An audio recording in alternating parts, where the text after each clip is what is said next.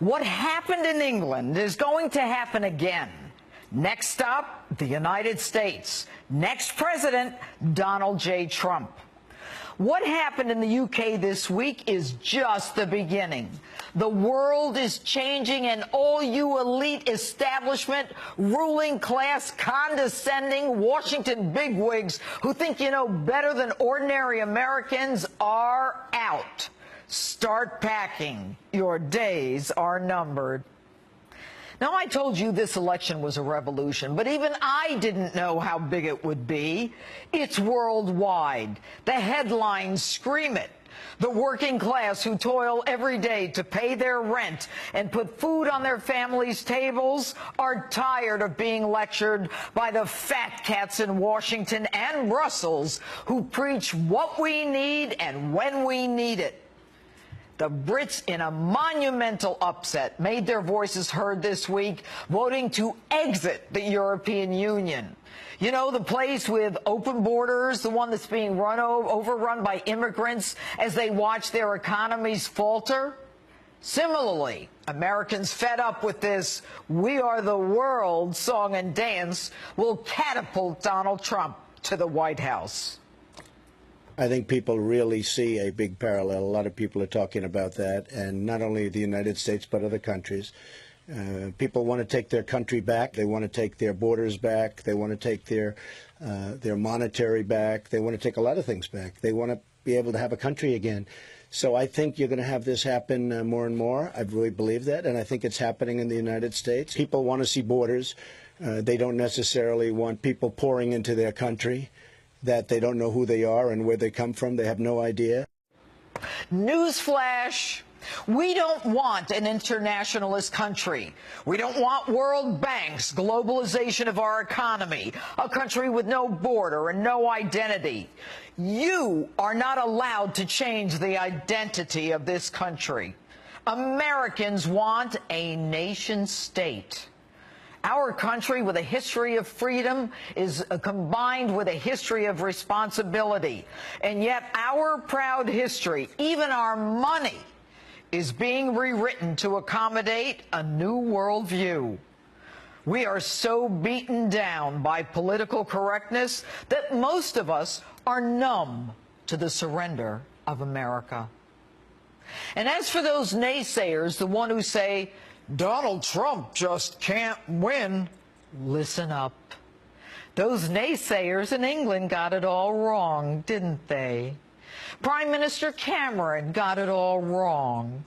You know, the one who criticized Donald Trump for his temporary ban on Muslims. And now Cameron's out.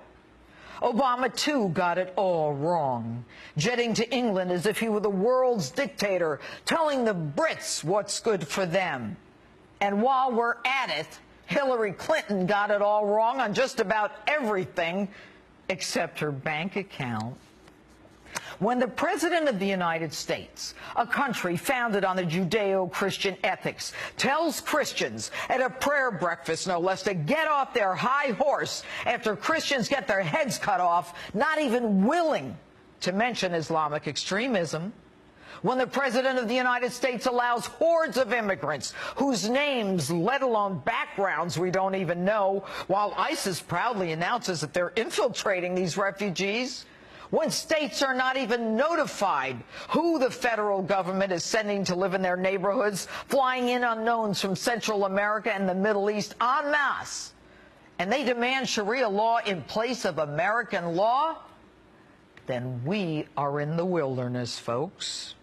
And I don't want to hear that Americans need to be more humble, that we need more humility, that my free speech needs to be tamped down so as not to offend another's religion. Nowhere does our Constitution say we cannot say something about another's religion. Nowhere does our Constitution say we cannot say anything that offends others. And by the way, where does it say I can't have a gun?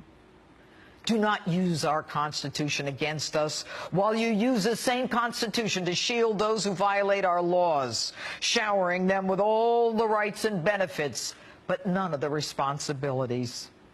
When our president's first response to an American getting his head cut off is to show up in a golf cart and then keep on golfing, when he is in, and his attorney general's response to Americans being killed by Muslim terrorists is to stand up for Muslims, then it's time to take our country back. And don't tell me that to not take these people in is not who we are. I know who we are. My grandfather was a part of the greatest generation that stormed that beach in Normandy. My dad saw the plume in Nagasaki and later died early because of it. No, you don't preach to me. I know who we are, and I know who I am. I am an unapologetic nationalist. I am an unapologetic American. And that Statue of Liberty that says, give me your tired and your poor and your huddled masses, we never had a problem taking them in from the beginning. We're the most generous country in the world. As a judge, I've sworn in newly naturalized citizens for years and have never been more proud of immigrants and America. But they do it legally.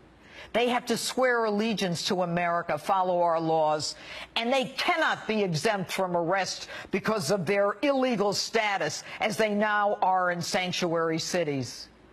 Even the Supreme Court had to stop the president who attempted to ban the deportation of 4 million illegals and give them an automatic right to work here.